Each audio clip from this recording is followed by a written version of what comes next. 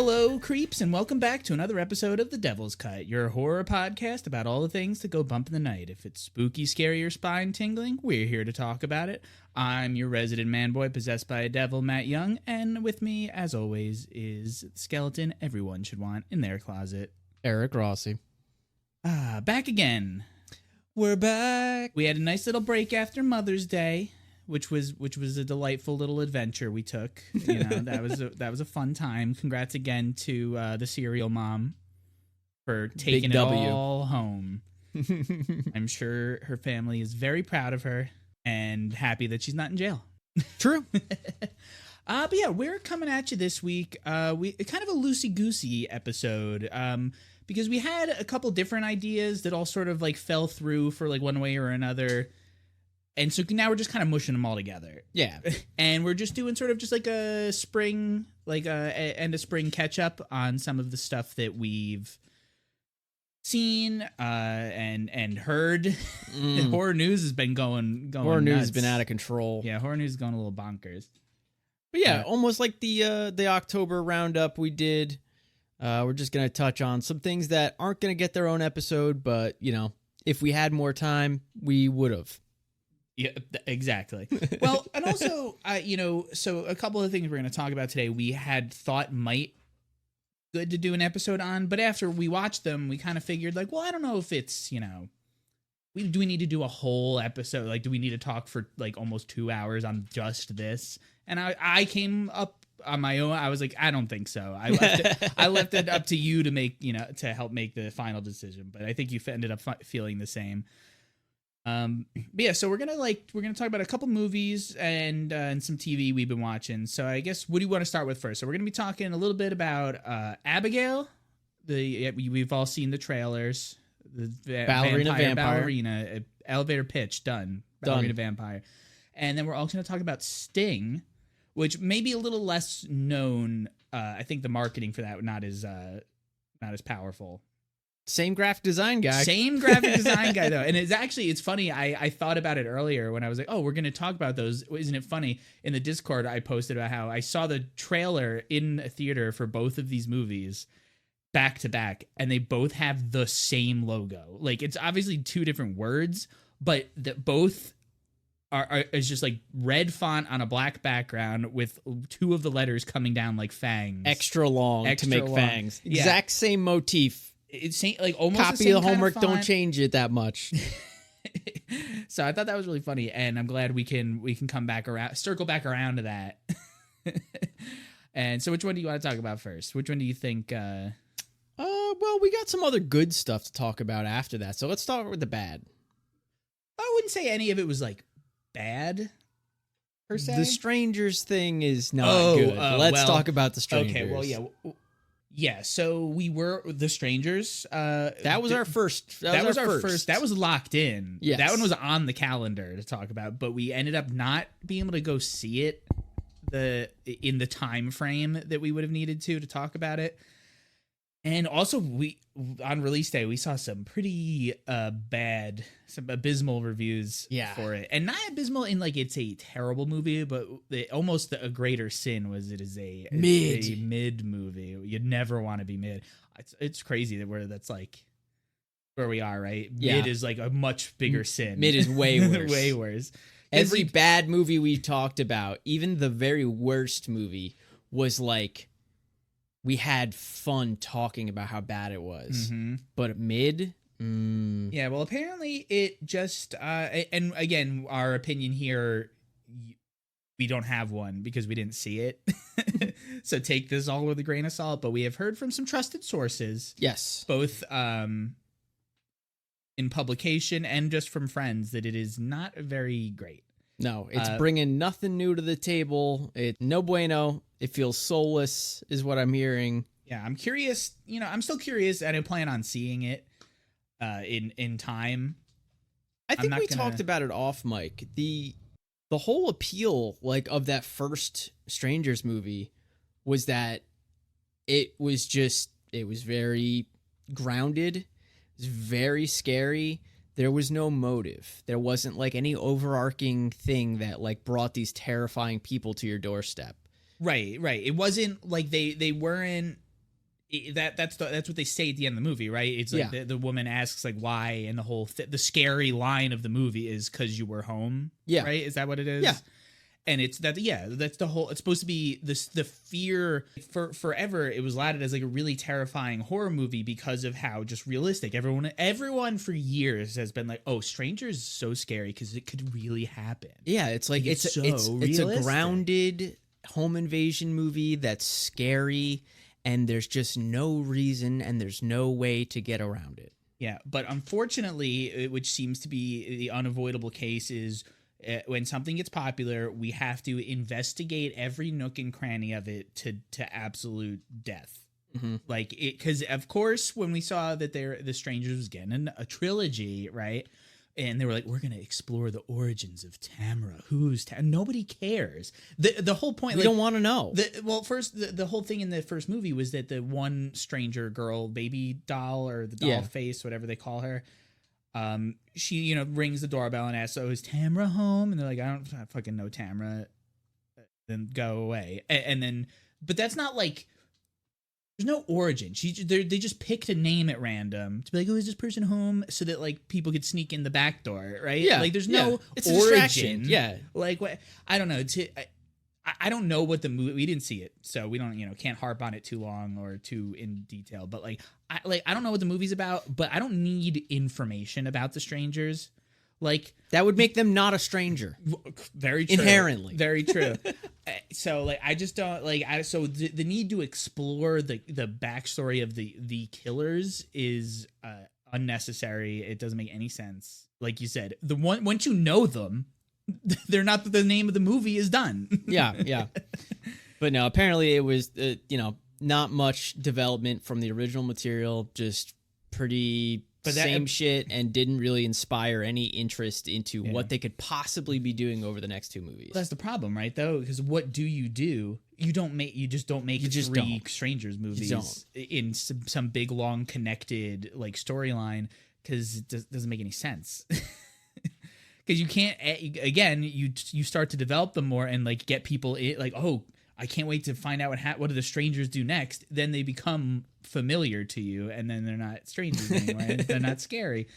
I thought, honestly, I really liked Pray at Night, the second Strangers movie. Yeah, it was fine. Yeah, but we don't need to we don't need to explore anything. Just show me these three people. They might not even be the same three actual people, just these three masks running around. Have them kill people. That's why I liked the second one, because it was just, we're not going to learn anything about these guys. We're just going to put a weird 80s new setting filter on it. Yeah.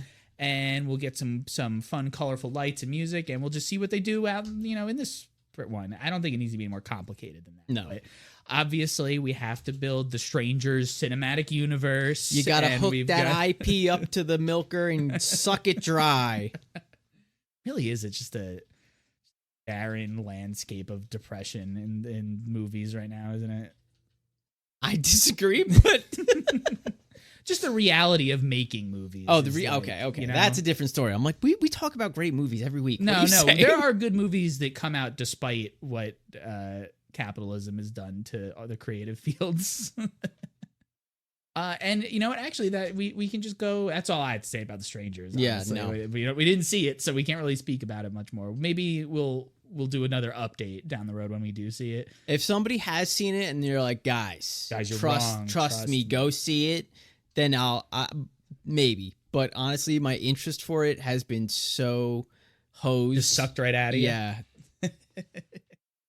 But you're right. No, we do talk about good movies all the time, and you want to go to Abigail next, because that's the less fresh one in our minds. Yeah. I wouldn't say. I'd say Abigail was good.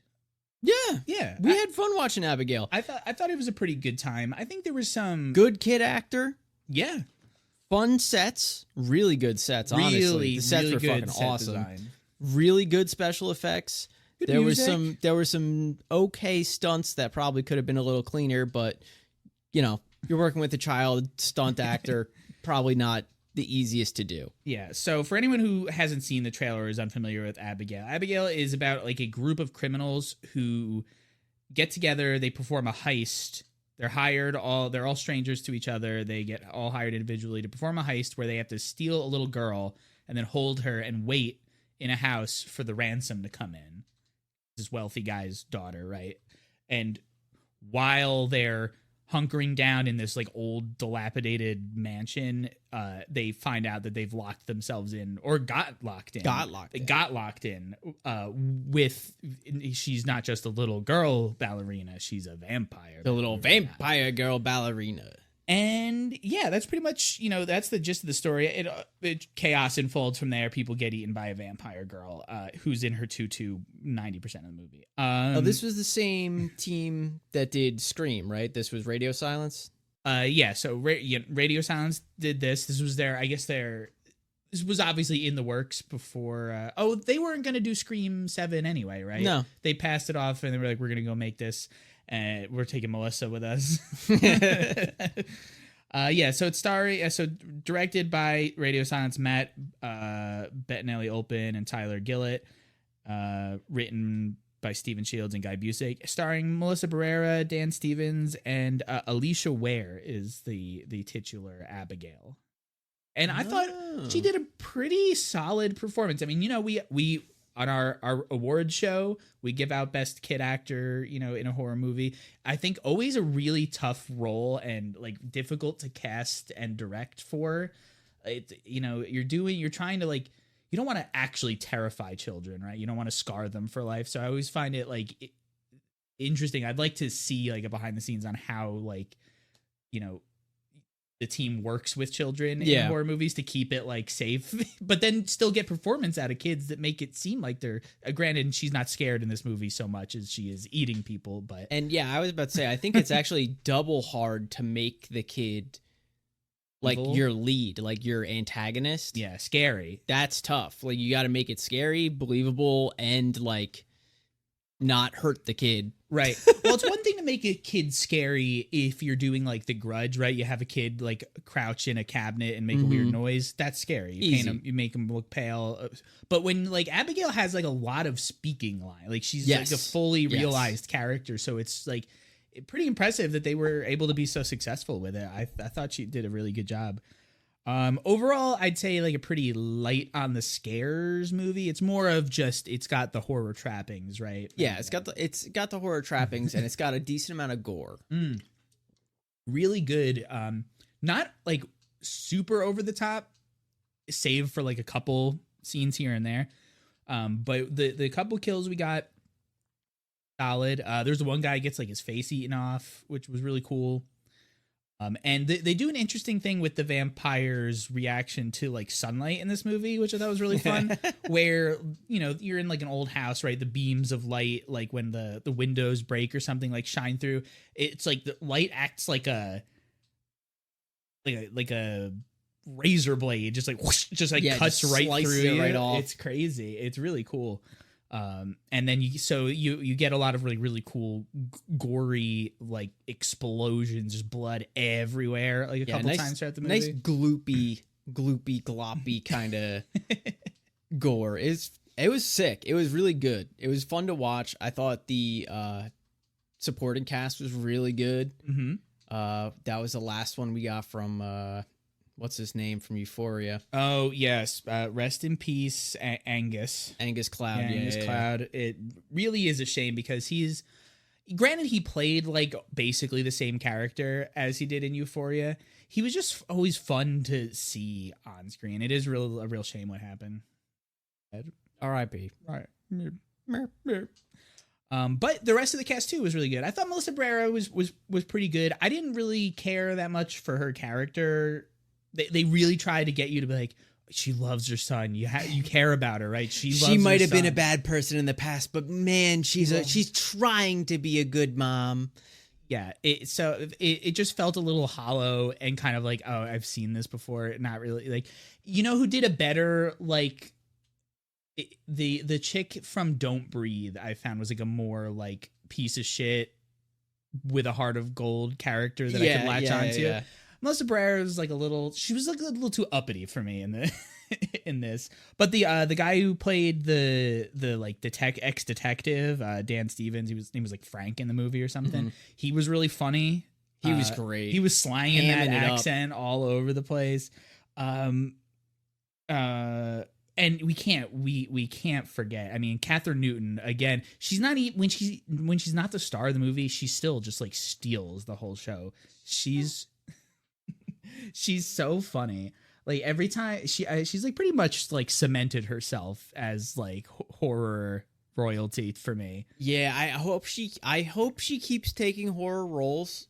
I don't see why she wouldn't. She enjoys them. You know, she likes the genre, so it's not like she's doing it for just a paycheck. Yeah, that's what I was gonna say. It's not like she's just like, oh, these are the only scripts I'm getting. Yeah, she's always just like an absolute like delight to see on screen. She's always funny but also good at being like serious and scared and stuff in her movies too. You know, great screams. Yeah, amazing screams. We get a really, really great funky dance number from her in this movie too. And a lot of like fun herky jerky dances this year. It's going to be stiff competition at the end of the year for best herky jerky walk. But the First Omen still might be the strongest entry into that one. You know what? I believe you. It's going to be right now. It's pretty high up on my list. So, but we have a lot of time to go. Other than that, though, I mean, I wouldn't say Abigail was like a perfect movie. I think there was some like jokes that didn't land like super well. Mostly the non like Catherine Newton scenes like started to get a little like stiff. There was also like a weird like tacked on like plot at the end with Abigail and her dad, who was not a character at all in the movie until the last like 30 seconds. Yeah. And it felt very unnecessary. Also a little too much like, I don't know. There wasn't like enough development of Abigail, even though the actress who plays her does a wonderful job. I just think like the story didn't service it very well, because there's a lot of like Melissa Barrera's character connecting with Abigail, but Abigail's an evil vampire, and you're supposed to assume she's lying to like lure the people in. But then by the end of the movie, they're like, no, they were real to each other. They're like, buddies I don't now. think so. Yeah.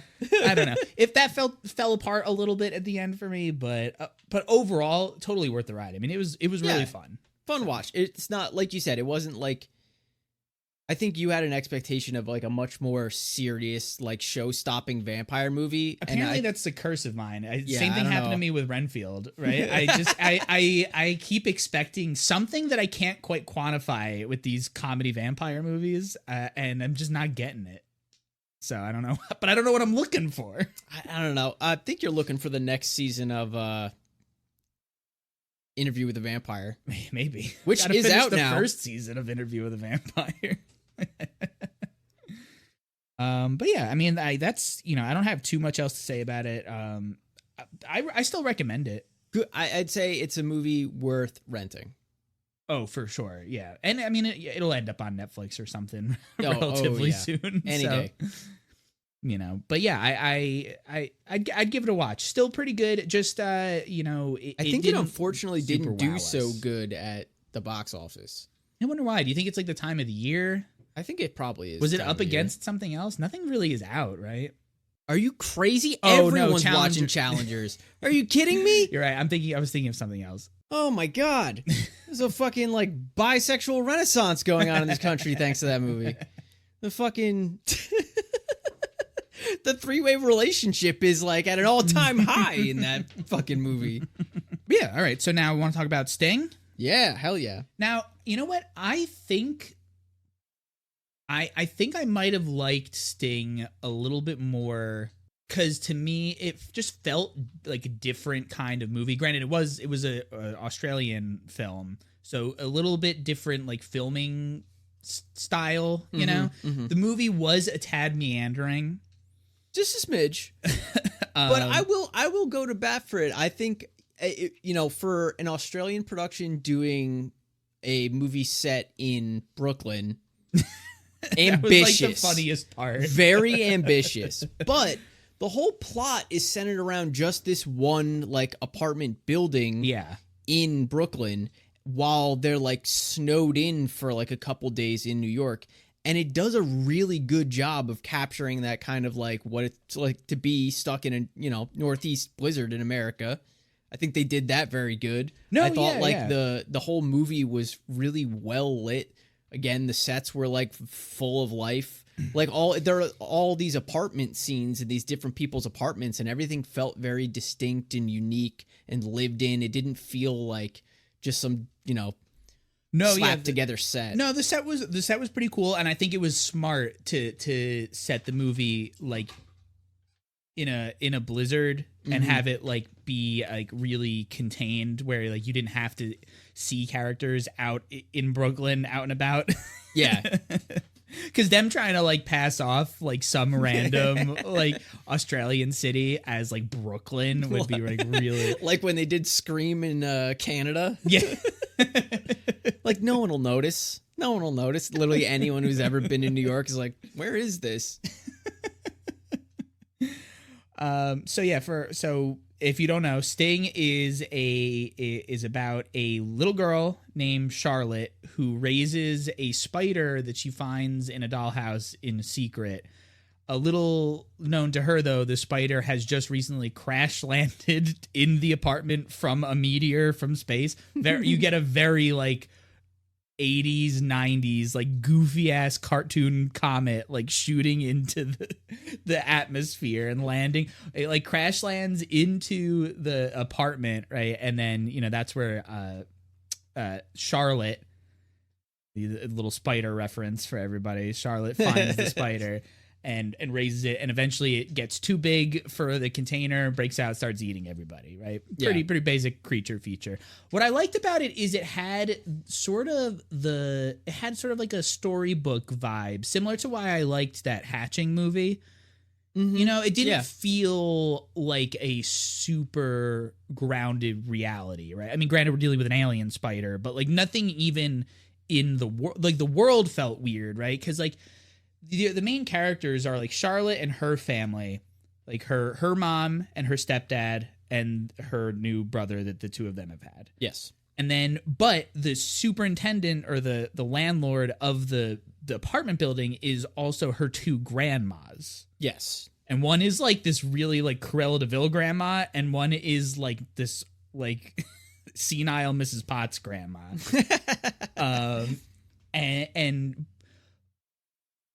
But so like because their landlords were like also in a family, it just felt like this weird like I don't know how to describe it. It's kind of like it was like this weird family. It almost had vibes of like who's the like Royal Tenenbaums director. Oh fuck. Wes Anderson. Kind of had like this weird like Wes Anderson family vibe to them, where like they all like don't really like each other. I felt so relieved to finally see a depiction of a comic book artist on screen he's working a day job trying to keep up with the building. Mm-hmm. He's got deadlines fucking breathing down his neck.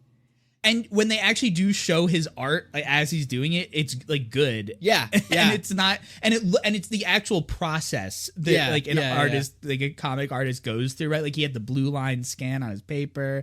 He was inking. Probably they had to erase this pair of eyes like 80 times in the movie. It's very, very realistic. But no, it felt. I don't know if you agree, but to me, it felt like a little whimsical almost. There was a lot of style. Yeah, I would say when the spider goes from the size of a quarter to like the size of your hand within like 24 hours, the whimsy definitely jumps up a notch. Well, right away, there's a lot of like whimsy and style in the movie. When the spider, like the title sequence, I thought was fantastic because the spider crash lands into the apartment building through a window, and it lands inside a dollhouse. And all the title sequence is the spider, who's a small spider at this time, but he looks big because he's in a dollhouse, right? Yeah. So he's like climbing all over the dollhouse furniture, and I was like, oh, that's like a really fun. It did look really sequence. Cool. And it was like it was good because we get a really good look at the spider that we essentially don't see for the next 20 minutes. Mm-hmm. Because it's like small and like a little jar, but we get like a nice good look at it right out the gate, and it is very spooky. Yeah, it's a spider. There's nothing really about it aside from its size eventually that denotes that it's a, well, once it gets big, its face is very visible and it is clearly not of this planet. Yeah, but for the most part, it's essentially just a regular spider. Although it does have like acid webs or something. It has like acid webs and but like razor really legs that can like cut through. Oh, it does have razor legs. That's for sure. It's pretty dope. Yeah, you know what? I will say again, I think it was a little meandery. I think we could like shave like 10, 15 minutes off of the movie in some places where like it's just because a lot of the movie is just characters dealing with not spider stuff, like like actual real life, issues. Like Charlotte, her dad is like a deadbeat science guy who was like supposed to be out in another country doing research, but he's just been like across the street the whole time, and he just doesn't want to visit her. Jersey. Yeah, and so she's like the stepdad wants to connect with Charlotte, but she's too obsessed with her dad, who's a loser, and he's like, "Why doesn't she love me?" And the mom is like, "I don't know, but this isn't how you get the love." It's a very like it's like a family drama, and then just the spider shows up and ruins things for everybody. To good effect. Yeah, no, there's some really, I think, I don't know, the stepdad character gets a lot of play, and I didn't really care for him very much. The stepdad gets a lot of play in a way that makes him feel like the main character, but you also have the kid who is the main character, so it's like they kind of, I get why they did it, because it kind of lets you see all of these other places. He's the building superintendent, so he gets to go in all these other apartments and all these other places that the kid otherwise wouldn't be in. Well, except that they already established that we can get the kid anywhere, because the vent network in the apartment is absolutely unhinged. It is like labyrinthian. The vents, are big enough for like this little girl to just fully stand up in. And she just has free reign of the whole apartment. She's scurrying through the vents, popping into other people's apartments the whole movie. She'll just like kick the thing out. She's like, "Hey, I'm here," and just goes about her business. So like it's weird that they also had they felt the need to like make this guy the go around and show other characters guy. Especially also when we had sort of the movie opens up with like a flash back. Well, it's like a flash forward, and then then we get a like 4 days earlier, kind of thing. And the opening of it is featuring the actor Jermaine Fowler, which we discovered from the remembered from The Blackening, and it makes it seem like he's also a main character, right? Even though he isn't, but anytime he shows up, they act like he is. Yeah, he's so funny. He is very funny. He's playing an exterminator, and he is honestly stealing every scene he's in. He's so funny, so charismatic. His like physical acting is like right on point. Mm-hmm. It's just so good. I really enjoyed his scenes. In fact, it made me wish that the movie was less about the family drama between like Charlotte and the stepdad and more just like, it would have been funnier for me if it was just about Charlotte having to team up with this exterminator and try to keep everybody like on the DL about it, Instead, I think we just get caught up too much in the drama of it, and it kind of like the tone gets a little wishy-washy. At that point, because it's like you have Jermaine Fowler who is like hamming it up. He's like spraying bug poison everywhere, and he's being a goof ass. Then like Charlotte's being like Becky 2.0, right? And she's running around with like with spider killing super soakers. It's so funny at the end of the movie when you're like, she looks just like Becky. It was like the light bulb went on my head. I was like, oh, she seriously. This whole time I'm like, where do I know this like actress from? Like, where have I seen her before? She looks just like Becky. Yeah, the actress that plays Charlotte in Sting is Elila Brown. And there are some scenes where she looks just exactly like Lulu Wilson, like so much so that it took me out of the movie because I was like, wait, I know this isn't her. Also, good thing about Jermaine Fowler's performance in the movie, it was the only person who was able to convince me they were in Brooklyn. Yes. Yeah. Like the two grandmas are like these old like Russian bubbies. Well, the one is. The other one, again, she looks like she gave birth to Putin. Like that's how mean she is. And the stepdad Ethan, the actor Ryan Court, like was like he wasn't Australian, but he also just didn't seem like he was. He was not Brooklyn. Not Brooklyn. Not Brooklyn. Also, you could tell that it was they did a good job with the apartment building, except for the fact that there was a couple shots that you see outside, and all the cars are on the opposite on sides the wrong of the road, side, yeah, and all of the doorknobs in the apartment are really like higher up on the door, because that's in like Europe and other countries. Like in America, we put our doorknobs in way different places than what everybody else in the world does. Yeah. I didn't know that. Now I'm looking at our doorknobs. They are kind of low. They're low and over. It's weird. It's a weird little thing, but yeah. So, the more you know. But not that really matters all that much at the end of the day. But overall, Sting was really cool. The spider himself, like you said, we get a good look at him. It's like mostly CG. I think when we see it, it's like all CG when it's little. When it's bigger, we get some more fun puppet stuff, which is always great. The bigger puppet just really warmed my fucking heart, because that's one of those things where like maybe initially when you watch it you're like, that looks dumb, but that's the kind of thing that in like 10, 15, 20 years you'll be able to look back on it and it won't look like, a fucking Transformer from a Michael Bay movie where you're like, what is that fucking computer garbage? Yeah, no, I really enjoyed the practical spider when we did see it. You don't see it all that much, and they use it very like smartly. I would say effectively, efficiently. There's a really cool scene where they have like you almost called her Lulu. I almost see it. It was like I went, see it on your mouth. I went Lul. Where Abigail, oh my god, Charlotte. I'm getting all my little girls mixed up. Where Charlotte like falls down the vent into like the basement of the place, and it's like a garbage chute. Is it a garbage chute? Yeah, that's like a thing. And the spider like slowly like she's like on the ground. The spider lowers itself like out of the garbage chute, like on its web. It's like full on Spider-Man style. Yeah, and it looks really good. It's fun.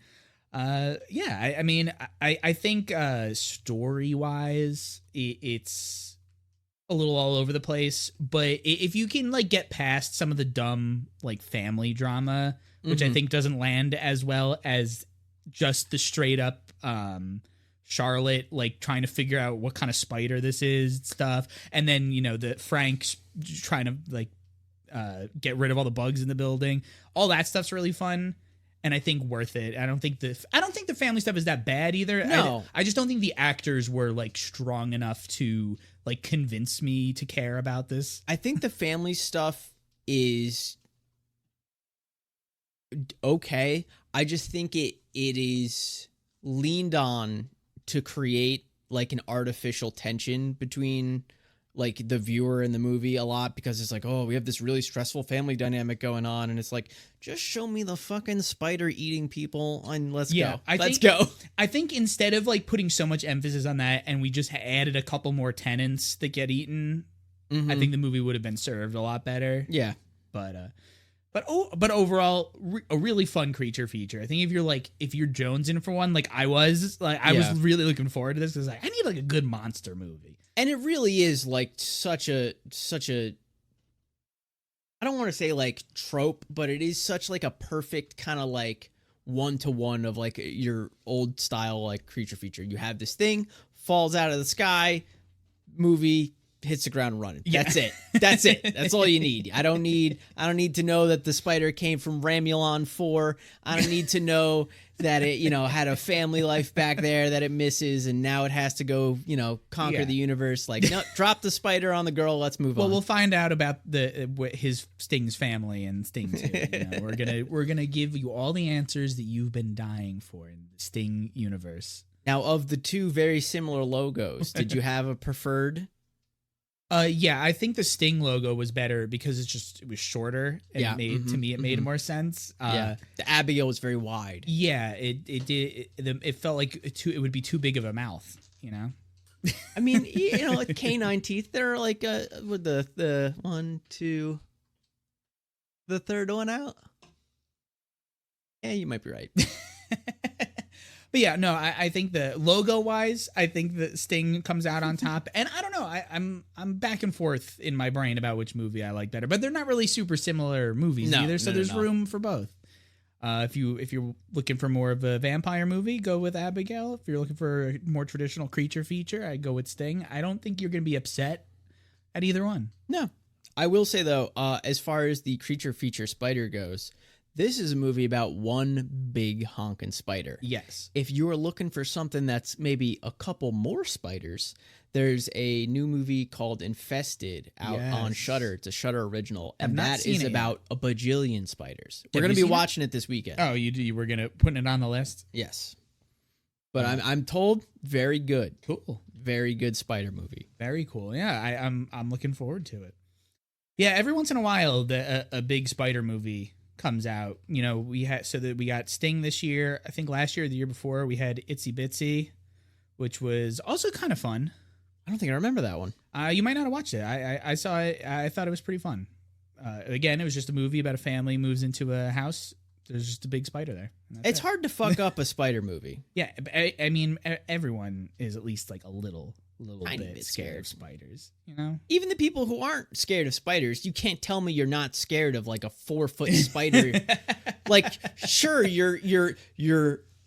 you've conquered your fear of spiders when they're, smaller than a dime in your house. But if it's, the size of a sedan, but we have problems. If it's eating all the pets in the apartment building, then yeah, it's scary. If it's kidnapping you and your family. Yeah, but no, I like giant spiders as a monster because I'm terrified of bugs, insects, arachnids, any kind, all of it. But I'm not like an arachnophobe or anything to the point where I don't need video games, to give me a mode where I can turn all the spiders into like little snowman or something. No, I mean, you know me, I harbor spiders actively. I'm like, that's a good one. We can leave that one there. No, I don't like them, but I just, I learned to deal with them. And also, but when if they're on the screen, I think they're like a wonderful monster to show because they're scary. And I think they're very effective. That's why, Do you ever go back and watch like Eight-Legged Freaks? I haven't seen Eight-Legged Freaks since I was like, I don't know, 17. Yeah, I missed the like trashy swarm of giant insects movies like that. There was like a whole bunch after Eight-Legged Freaks came out. There was a whole bunch like that. There was ones with bees. The bees! Praying mantises and stuff like that. Praying mantis. That would be a good one. Giant praying mantis. Haven't seen that one lately. The only giant praying mantis wasn't there like an old like black and white, like kind of like them, but like with a big praying mantis? Yeah. Or am I thinking there's a Goosebumps book that has a big praying mantis on the cover of it? Probably both. I feel like I remember the footage though of like the close up on the praying mantis face. Right? Yeah. It's like violins running through my head. Yeah, it's like right in my brain. But yeah, so that's it for those two movies. Speaking of them though. Speaking of that. Yeah, speaking of them, but not ants. Not ants. We just wrapped up watching Them season 2. The Scare. Yes, this one has a subtitle. Actually, they went back and retroactively applied a subtitle to the first season too. They did, yes. Huh. So Them is an Amazon Prime show or series. Marketed as an anthology. Mm-hmm. But I'm going to go ahead and just tell you guys that there is a connection between the first and the second season. And if you haven't seen the first season, you should watch it first because the end of the second season will be more impactful to you listeners. Yes. Unfortunately, we were bamboozled and we watched the second season first. I'd convinced them to watch season 2 with me because I had already seen season 1 years ago when it came out and I loved it. And I was like, oh, like the first season was really good. You guys should check this out. It's an anthology. Everywhere that I've read, you don't have to watch the first one to see this one. There's no connections. Then, last 20 minutes of the last episode, it's like, hey, here's all the parts where we connected it to the first one. And I was like, God damn it. So now I'm working them through the first season too. But man, season 2 fucking rips. Hell yeah. So good. I really, really enjoyed the second season. Now, you can watch the second season without the first one. I did it, and I don't feel like I lost out on that much. There was just sort of a big, like, banana kind of moment at the end that would have maybe been a little bit more exciting, you know, if I had seen the first season. But overall, pretty much standalone. I'm trying to think where I would put it, because I would say the first one is definitely like a period piece supernatural horror. That's the first season. The second season is definitely also supernatural horror, but there's like a big emphasis on like a 90s noir kind of it does genre have this, to it. It does have sort of this like turn of the century LA noir. You know, it's not LA noir in the like, you know, that it's in like the 40s like that. Yeah, it's more of like a more modern, you know, 90s style vibe. It's really interesting. It's sort of just like a crime thriller for a little bit, and then as the series goes on, the supernatural stuff gets like turned up, you know, always with an emphasis of, you know, racism as experienced through. Oh yeah, it's black the main character horror, right? Yeah, it's horror through the lens of the African American experience. The first season is about like a black family that moves from the South to Compton, California in the 50s. Yes. And they move, unbeknownst to them, they've moved into a neighborhood that is previously exclusively white neighborhood, is only now not exclusive because the law says they can't do that. But the people in the neighborhood don't really care all that much what the law says. And so it's about them sort of like just slowly like torturing or tormenting this family until they leave over the course of the series takes place. The first season takes place over the course of like 10 days or something. Yeah. But season two, the scare, we pull it up closer to more modern day. It takes place in the mid 90s or early 90s, something like that. Late 80s and early 90s. And it's about a police detective played by Deborah Ayorindi, I think is her name. And she's also she plays one of the main characters in the first season. She's a holdover like casting, you know, and she plays the detective in the second season. And it's all about her trying to solve the string of murders where people's bodies are being found like bent and broken and left mutilated.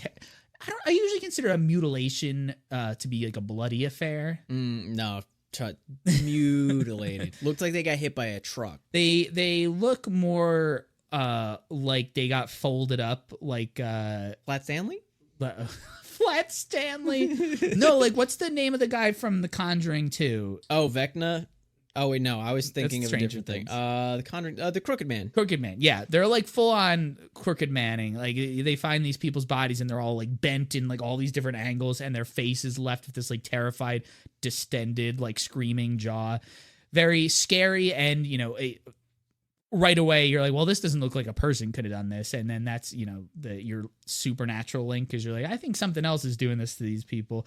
Meanwhile, and what I think is the shining point of the series is, so you follow the Deborah Ayorindi's whatever her character's name is, I don't remember, but you follow the detective, but then you also flip flop between her and this character named Edmund. Edmund. And what did I say the actor's name was? Luke James. Yeah. Gotcha. All right. So we see the storyline of the detective trying to solve these murders, and then we flop back over to the character of Edmund Gaines, who's played by Luke James, who is like a dweeby Chuck E. Cheese. Well, I think it's called like Cheddar's or something in the show. But you know, a Chuck E. Cheese adjacent employee who is trying to become an actor, but is not very good at it.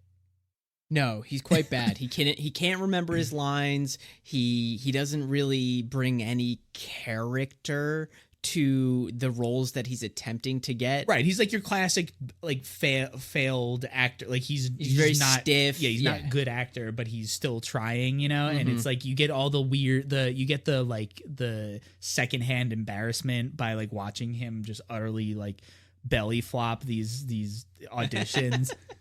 And it's so good because like the actor Luke James, like he's such a good actor because he's able to like convince you that he's this like fucking dweeb who's terrible. Because think about how bad, like how hard it would be to act bad at acting. Yeah, you know? To pretend to be a bad actor when you're clearly an amazing fucking actor. Yeah, it seems like such a weird tightrope walk to be doing. And then I don't want to spoil anything, but the character sort of takes a turn, devolves after enough failed attempts and enough humiliation, right? It gets out of hand for Edmund, and he starts to lose himself in his characters. And it is like a absolutely stunning performance to watch. Like anytime he's on screen, you cannot look away. Chilling. It's so good. It's this slow like birth of an extremely menacing character. And honestly, it's unfortunate that he's not in just more of the show.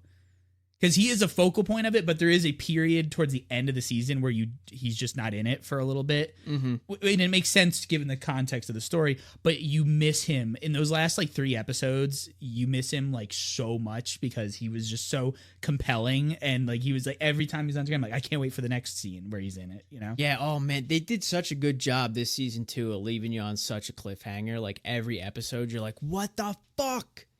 It's really, really, really good show. And we just started, me and Spooky Wife just started watching the first season. So now we'll have context of it all. And it's just really, really well done. The whole series. Yeah. Obviously as 2 white guys, we're not going to really try to parse out the exact specifics on how, on what makes it a good commentary on the Black experience in horror or anything. No, but I'm fairly confident I could tell you it's very good and you should watch it. But no, like you said the last time I made that statement, but we've watched, we're knowledgeable in the genre enough, and we're understanding of the viewpoint, right? Like it's not like we're lost. We're like, I don't understand what anyone's motivation here is. Obviously not. Like we get it, but it's cool because you get the she's a detective, so you get the interplay of like what it's like to be a Black female on the LA police. It's not a great experience department. For her. During the 90s, and it's set specifically like right within the same like month that the Rodney King tapes are released. So like there's all of these different like interconnecting historical things that are going on to change the way that the characters are interacting or have to interact to kind of navigate their own specific channels of avoiding racism. Yeah. I think it's really well done. There's, I'm sure there's complaints to be had about like, little nitpicky things. But I just didn't really even bother focusing on them because it's just overall the both seasons tell a very, very terrifying and different kind of terrifying stories that are like very compelling, and the actors they just knock it out of the park. There's like not a bad performance to be seen in far from what I've seen of all of season 2 and like half of season 1. It just is really, really good. I mean, I think people might have slept on the first season. I know the second season is getting like a lot of attention, and rightfully so, because it's really, really good. Yeah. But honestly, check out both. The main reason to talk about it today for us is the second season, and to give that like a big recommend. Yeah. If you're looking for a show to watch, something to binge, it's only like 10 episodes? 8 episodes? Yeah. Knock it out in a couple days. It's just so worth your time. Yeah. I think one nitpick I would have with the second season is I actually think it didn't need 8 episodes. I think if they like knocked off like 1 or 2 and like tightened some things up, I think it would have been a more lean story throughout. And Possibly. then I wouldn't have missed my boy Edmund so much. Possibly, but honestly, I don't think there was a shot in season 2 that I was like, yeah, we could cut that. We don't need that part. There's like some stuff with the mom character that is kind of wandering in circles for a little bit, but she's still really good though. She's fun to watch. So even then, it's like I only can nitpick and that's it. I can't really say anything too bad about it. Show's really, really good. I'm excited to see where they go. There has to be a 3rd season coming. Oh, I hope. Fingers crossed, man. I mean, well, you know what? Usually it is getting harder to guarantee it these days, but usually with all the good press like this and like it bringing in new people, that's usually good enough for it to get renewed for one more. But these days, you really never know. Here's my thing. How many fucking seasons did we get of American Horror Story that I would sooner pull my eyeballs out than watch? We could benefit as a society from like at least another 2 or 3 seasons of them. We're still going with American Horror Story and its spinoff. I'm remembering now that like Kim Kardashian is like a main character in like one of the new seasons. Yeah, that was I think that's this one, Delicate Horror Story Delicate. Yeah. And then there's the American Horror Stories, which is the anthology series. So but just give us more of them. Just give us more of them. Yeah. I'm good. I'll take more of them. More of them, please. More of them, and get Flanagan back on Netflix. Have him put something out soon. And who did we see was involved in them? Ty West, our boy Ty West. Of course, he's popping. Yeah, that's why he was. That's why he was holding Maxine out on us. Soon. Oh, 1 month, right? 2 months. 2 months. A little bit less, but yeah, I'm very excited. Can't wait. But yeah, so that's it for that's just catching you guys up on some of the movies and shows we've been watching. But we have like one more honking piece of dumb news from the horror world this week. So this comes out Tuesday. So for about like a week, a week and a half, or a week out of the announcement. Yeah, so I wanted to take a minute and talk about the Friday the 13th Jason universe stuff. So as many people know, the Friday the 13th franchise has been absolutely wrought with legal issues and battles over rights and distribution and who owns this and who owns that, and you can't make a video game because we own this part, and you can't make a fan film because we own that part. And it's just been essentially to the detriment of the brand and the fans for over a decade now. And the people who own it, Yeah. the rights to it. Yeah. However it shakes out, and whatever split of like, oh, we own Jason, but we own Crystal Lake, and we own Jason's mom, and but nobody's making any money because nobody can do anything with it. Yes. It's Nobody's so making stupid. money who owns the stuff. But all of the people who want to make stuff because they love the brand and they love the franchise and they are a fan, those are the people who keep getting the, cease and desists and The DMCA strikes. Yeah. So I just wanted to take a minute to highlight for both of us and any fans who may not be up to date on their specific legal cases, because some people might not know why, like, we haven't had a Jason movie in 15 years. Like, some people might not they just be like, oh, I wonder when they're going to do one of those. Yeah. In light of this new press release from Horror Inc., we're going to talk a little bit. A company that you were unaware of its existence until this week. We're going to talk about the history real quick of the big issues with the rights. So most of this breakdown is thanks to a copyright and trademark entertainment attorney named Larry Zerner, who took to Twitter amongst all of this to kind of go like, hey, so like this is the history of what's going on with this brand behind the scenes, and this is what we are looking at now, like what that all results in. So after all of the big lawsuits shook out over the rights initially, we have Victor Miller, who was the screenwriter of the original Friday the 13th. He wins the rights as they're divided, he gets the rights to all of the original movie and any original characters from the original movie, but only in the US because he's the screenwriter. Okay. So he owns everything that has to do with the first movie. So all of the counselor characters and Pamela Voorhees. Yes.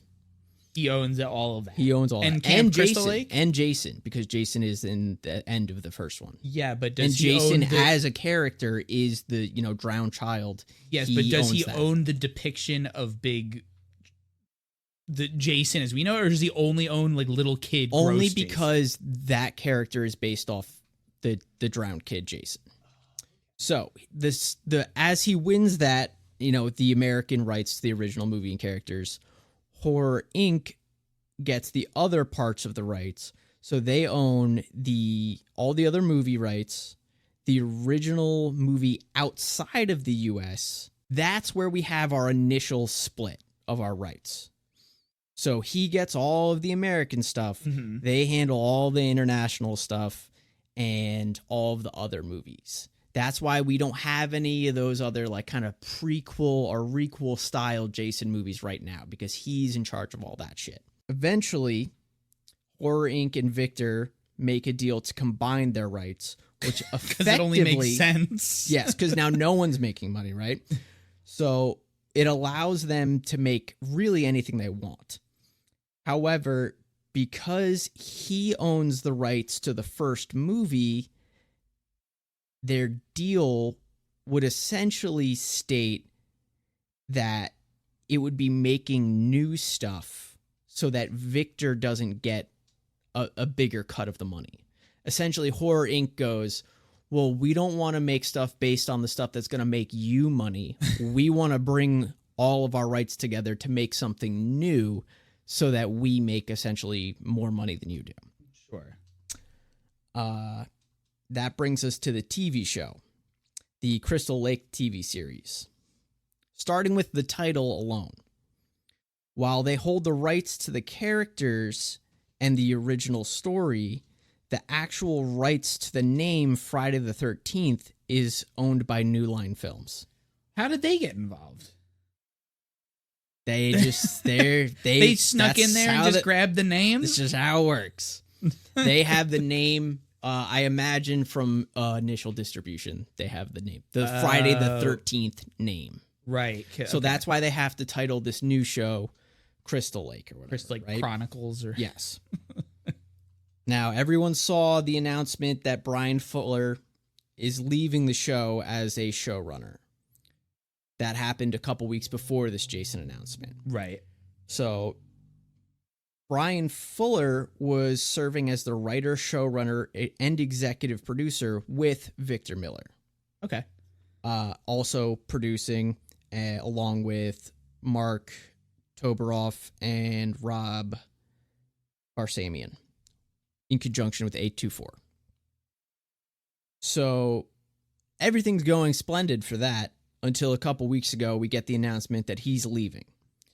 And his official statement was that for reasons beyond our control, 824 has elected to go a different way with the material. We hope the final product will be something Friday the 13th fans all over the world will enjoy. So 824 and Peacock are now searching for a new showrunner for the series. Okay. Jason Universe. This was the Jason Universe is the big. This is the big announcement. The announcement that spurred Horror this Inc.'s whole... like, guys, guess what? We're gonna try and bring you as much Jason as physically possible. I don't know if you realized it's not called Friday the 13th for a very specific fucking reason. They can't call it that thanks to New Line, so they have to make this Jason Universe thing. Now, the Jason Universe fucking press release was a nightmare. Me and you sat here for like an hour convincing about it because it just felt inauthentic. It felt hollow. It felt like AI wrote the whole thing. They referred to new material as Jason activations. I've never heard of a brand calling like a new product an activation in my life. Yeah, that's the part that made it really seem like AI. Like it seemed like somebody didn't correct that word that was misused by the AI program, you know? It was so goofy. It just felt like it's like they didn't clean up the verbiage from the corporate shareholder pitch. Yeah. You know, because usually like this, it felt like something that the shareholders would hear, and then they'd have a guy that they'd pay to write it so that it would sound nice to the public. Yeah, like right? a normal ad copy press release guy who like understands how humans interact and like, receive information. Yeah, but they were like, it's like they were like, no, that people love the shareholders. Let them hear what we hear. It felt like exactly what it is just a corporate cash grab from people who've just been like the dude from the newest Smiling Friends. Yeah, put his quote in here. Yeah. It's my IP to sit on and do nothing with. But so their message to the people was, don't worry, we're going to bring you as much new Jason in video games and stories and merchandise. They are not allowed to make a Jason movie. That's why they're wording it this way. They don't have the rights to make any Jason movie content. But they say in the press release, they say movies and TV and video, don't they? No, not movies. Specifically not movies. Really? They can't make movies. They don't have the rights to it. By everything about it that I didn't even notice that they didn't say movies. So, but can't they just not make anything with Jason in it? They have to make their own completely new, storyline if they want to make. They essentially have to remake a movie. They have to make a new origin Jason to make more stuff. So they have the rights. Rewrite. They have the rights to 2, 3, 4, 5, 6, whatever else, Gates of Hell and all the other fun Freddyverse, X, all that stuff. They have the rights to all that stuff, but they can't make anything new because it's technically based off of Victor Miller's work. So they don't want Victor to make any money without them making money. Why? Well, then why don't they just all make money? That's what I guess they're trying to put forth, but in reality, it's just not the case. They're going to make a bunch of merch. They're probably going to make some books, and they'll probably make a bad video game considering. Yeah, they can make books for some reason. But who's going to... It's so weird. It just feels so weird. And that's the thing. Make a video game. You guys had the perfect video game, and you killed it. They killed it. That was Horror Inc. specifically was behind killing that game. Yes. There was a fantastic Friday the 13th horror game, asymmetric style. He had a bunch of people played as counselors. One guy played as Jason. He had all these fun powers, different powers depending on which Jason you played as. You could play as like the first or the second movie Jason. You could play as the video game one with the purple outfit and the blue mask. And then they killed it I don't even know why, just because people were having fun with Jason and they weren't making money from it. Essentially, a game studio was making all the money that they weren't making off Jason. But it was crazy because the game was like $15 and there was no DLC. It was just, here's the fun Jason. It was like, you had to take that away from everybody, the thing everyone loved, just because you missed out on like a negligible amount of money for you. Well, from a legal standpoint, now it's like, yeah, well, we're gonna shut that game down because we're making our own game that we want. They're not. No, that's the craziest thing is they're not even gonna do it. No, it's like weird corporate bullshit. It's all nonsense. They set up this website where you could go get emails about their like new releases. Oh, you better believe stuff. We're going to keep you guys up to date. We absolutely signed up day one. Right up for that bad Cannot wait to see what kind of new activations they give us. New activation just dropped. New Jason activation dropped, guys. Get ready for it. It's just so absolutely crazy to me how brain dead these corporations are. To like just not, it's like they don't see the forest for the trees. Like there's such a clear, easy path, but they're so obsessed with like, no, our money, it's gonna, but it's like you're missing out on money by being such huge assholes. The amount of money that has gone into chopping up Jason into like multiple parts versus just like making something that the fans will pour money back into is mind-blowing to me. I just don't understand. I would really, really love to actually like have a conversation with the people, at the head of this company, and just I want to hear any kind of like person to person excuse, like not like a press release curated excuse. I want to hear what these guys is in their actual brains, coming out of their actual mouths. I want to hear why are they making it so difficult? Why can't everybody just take one of the most iconic characters of all time? Everybody knows Jason. It's like fucking Spider-Man, right? Mm-hmm. Like everybody knows him. It's just he's a money printer, but you're not printing any money. You're just ruining fun for everybody. What cracked me up when the press release was they made a very specific statement of we understand the power of Jason to stay like one of the most top like iconic pop culture figures for 44 years. We like understand that that's a big deal, and we would like to thank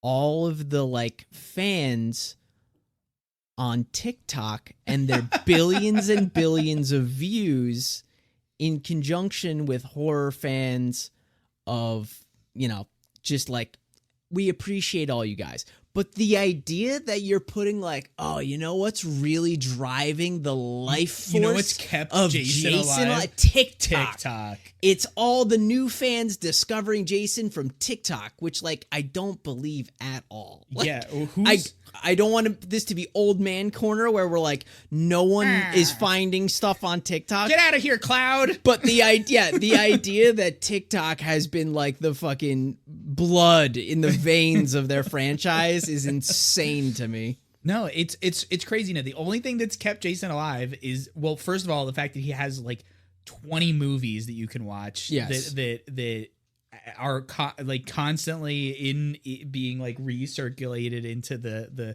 any new horror fan is gonna be like, oh, I'm gonna what are classic horror movies? They're obviously gonna watch Friday the 13th movies, right? Mm-hmm. And the fact that it's like Jason's just happens to be like an iconic design, like you can't like he's extremely recognizable. Mm-hmm.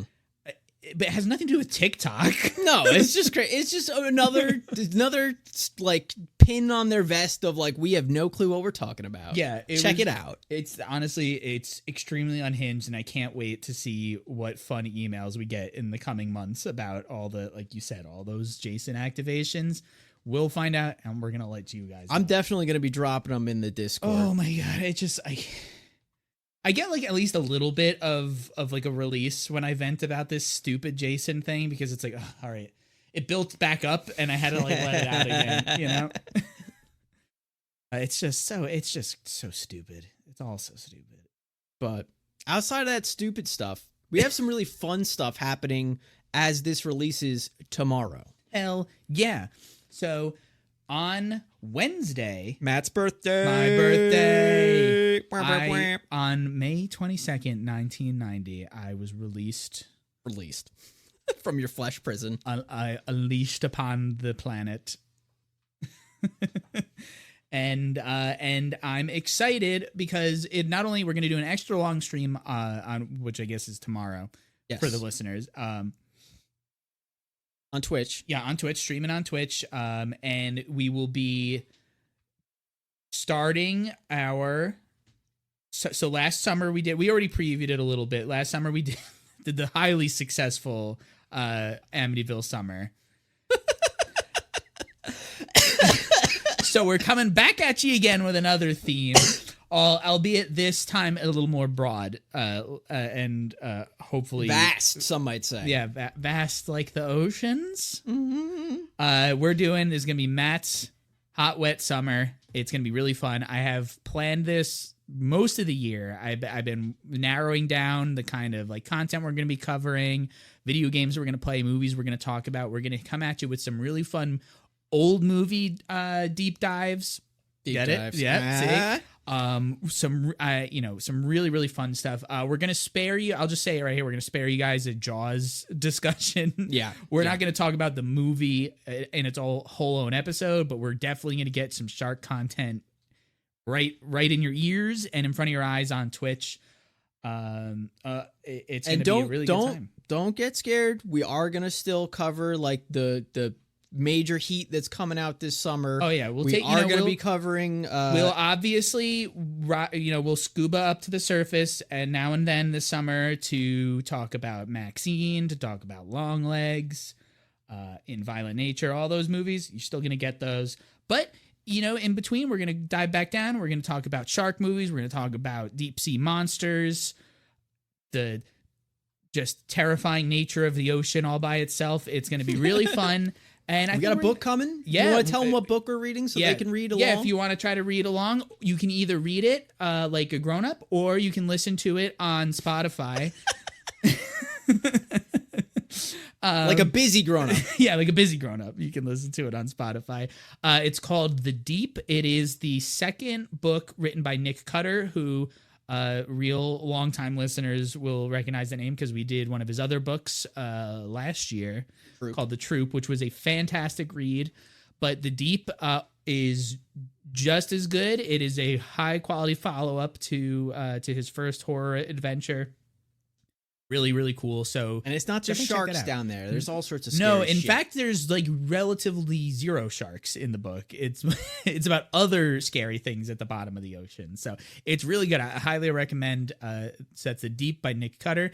And yeah, we're really excited. The hot, wet summer is going to be very fun, and hopefully it'll do well.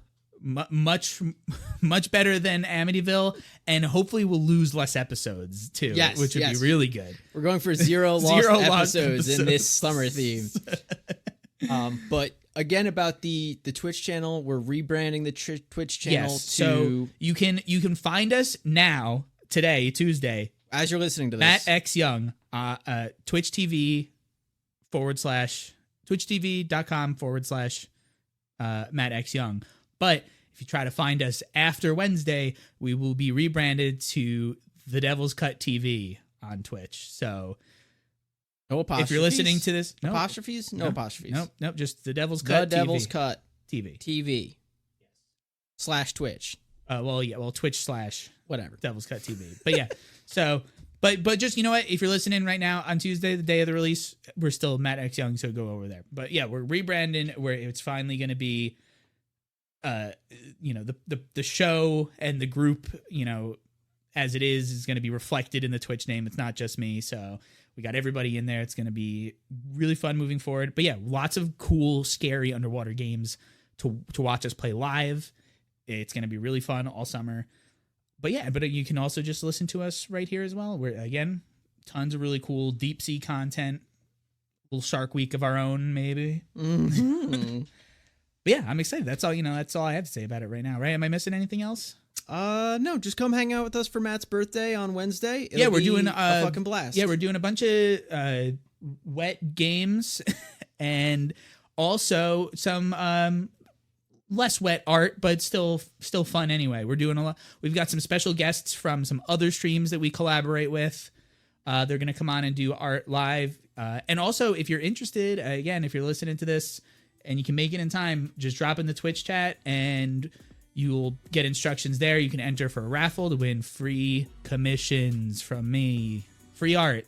If that's not enough to get you to come, I don't know what. Free stuff, that's like the tried and true, right? If I can't get people with free shit, then I don't know what we're doing. But yeah, that's all I think. That's it this week. Yeah, next week we're going to be coming at you with something. Yeah. What is it? We don't know. We don't know. Something. We don't know. We're fine. We're going to figure that out. We only got a couple weeks left before we start off the wet hot summer on the podcast. Yeah, here. We're starting it on the stream a little early because we just have too much ground to cover, to wait until official summer, for that one. But yeah, it's gonna be fun either way. We're gonna have something interesting to talk about next week, so it'll be a surprise for everybody. Same bat time, same bat place. All right, yeah, that's all from us here at the Devil's Cut.